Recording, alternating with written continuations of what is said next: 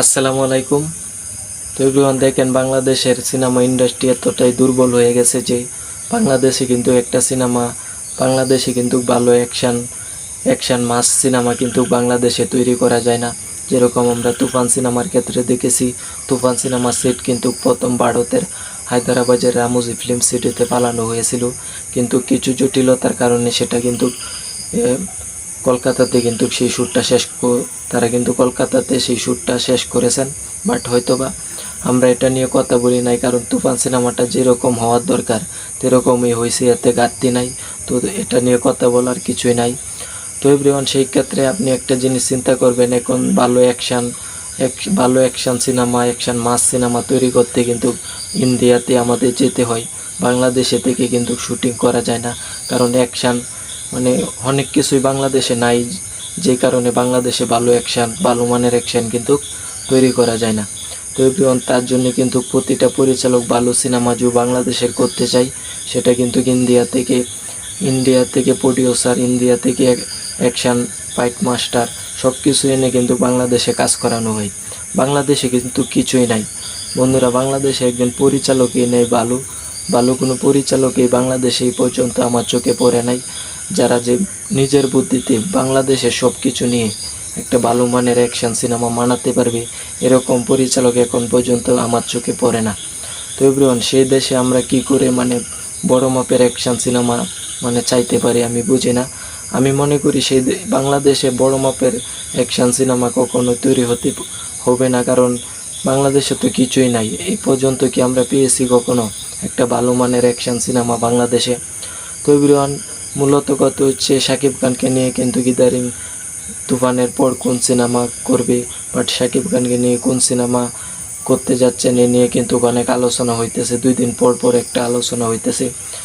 প্রথম হয়তো বা 2 দিন আগে আমরা শুনেছি যে শাকিব খানের নতুন সিনেমা পরিচালনা করতেছেন আমাদের প্রিয়তমার প্রযোজক আসাদুল্লাহ ভাই, এটা গেল। তারপর আগামীকাল থেকে শুনছি যে শাকিব খানের নতুন সিনেমা পরিচালনা করতেছেন, মানে নাটকের একজন নতুন পরিচালক প্রথমবারের মতো শাকিব খানকে নিয়ে একটি সিনেমা নির্মাণ করতে যাচ্ছেন।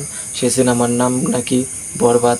তো সিনেমার নাম সব কিছু মিলিয়ে আমার মনে হয়েছে যে এটা যে কোন ধরনের সিনেমা হতে যাচ্ছে সেটা আমার ভালো রকম জানা আছে, কারণ একটা সময় লিডার আমি বাংলাদেশ সিনেমা, এই সিনেমাটারও কিন্তু অনেক নামডাক আছেন, কিন্তু এই সিনেমার পরিচালক কিন্তু বাংলা নাটকের একজন পরিচালক ছিল। এত পরিমাণ ভালো হয় নাই, আমাদের সাকিবেনদের এত পরিমাণ ভালো লাগে নাই, যে কারণে এই সিনেমাটা বেশি টাকা বিজনেসও করতে পারে নাই। তো এভরিওয়ান, আপনারা এইসব কানাঘুষা বাদ দিয়ে আমি যেটা বলি সেটা শুনেন। সেটা হচ্ছে আমাদের অনন্য মামুন ভাই একটা সিনেমার ঘোষণা দিয়েছে শেয়ার। তো সেই সিনেমার নায়ককে আমরা জানি না। বর্তমানে দর্শকদের লুচি যে অনুযায়ী দর্শকরা যেটা চায় সেটা তৈরি করতে পারে একমাত্র রায়হান রাফি ভাইয়া এবং অনন্য মামুন ভাইয়া বাংলাদেশ থেকে। তো তাদের উপর আমরা ভরসা রাখি, তাদের উপর আমরা শাকিব খানকে তাদের উপর চাপতে পারি। আর কোনো পরিচালক আমি দেখি না।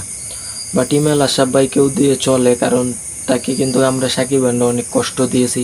তারপর সেই কষ্ট সে হয়তো বা বলতে পারে নাই, কিন্তু সেই কষ্টে কিন্তু সেই ইন্ডাস্ট্রি ছেড়েই এখন বিরতিতে গেছেন, না হলে কিন্তু আরও সিনেমা বন্ধুরা, আপনারা একটা জিনিস চিন্তা করবেন, সেটা হচ্ছে দেখেন বর্তমানে বাংলাদেশে এরকম কোনো পরিচালক নাই যেটা বর্তমান ডিজিটাল যুগে দর্শক যেটা চাই সেটা কিন্তু তারা তৈরি করতে পারবে। আমি বারবার একটা কথা বলে থাকি, সেটা হচ্ছে বাংলা পরিচালকরা এটাই তৈরি করতে পারে যে মানুষকে কাঁদাতে পারবে, অবাক করাতে পারবে না। তো এভরিওয়ান, সব কিছু মিলিয়ে আমরা অনন্য মামুন ভাইয়ের যে শের সিনেমাটা, শাকিব খানের তুফানের পর শের সিনেমাতে শাকিব খানকে অবশ্যই আমি দেখতে চাই, কারণ শের সিনেমাটা এত বড় বাজেটের প্যান ইন্ডিয়ান একটি সিনেমা হতে যাচ্ছে। অবশ্যই সব কিছু মিলিয়ে আমার কাছে মনে হয়েছে এটাতে শাকিব খানই থাকতেছেন, এবং তুফানের পর এই সিনেমাটাই শুটিং শুরু হচ্ছে।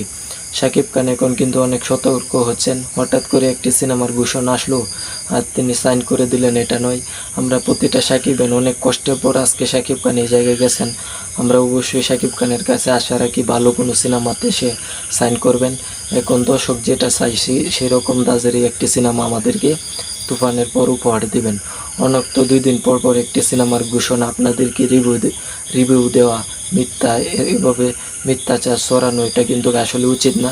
তো এভরিওয়ান, একটা কথা মনে রাখবেন, শাকিব খানের তুফানের পরে তুফানের লেভেলের কিন্তু সিনেমা করতে হবে, বড় বড় বাজেটের অ্যাকশন সিনেমা কিন্তু তৈরি করতে হবে। যেরকম তুফানের পর কিন্তু অনন্য মামুন ভাইয়ের শেয়ার যে সিনেমাটা পেন ইন্ডিয়ান বড় বাজেটের একটি সিনেমা আসতেছেন। তো এভরিওয়ান সকলে অপেক্ষা থাকুন, আর 2 দিন পর পর সিনেমার ঘোষণা আসে, এসব শুধুমাত্র কনক আসে, এটা আসলে সত্যি নয়, কারণ এই সিনেমাগুলো আসলে বস্তা পচা হবে যদি তৈরি করা হয়। তো এভরিওয়ান আজকের এই ভিডিওটি এই পর্যন্তই, আশা করি সকলে বুঝতে পারছেন আমার ভিডিওটি। কমেন্ট করে আপনাদের মনের অনুভূতি কি অবশ্যই জানাবেন। ভিডিওটি এই পর্যন্তই, আসি, আল্লাহ হাফেজ।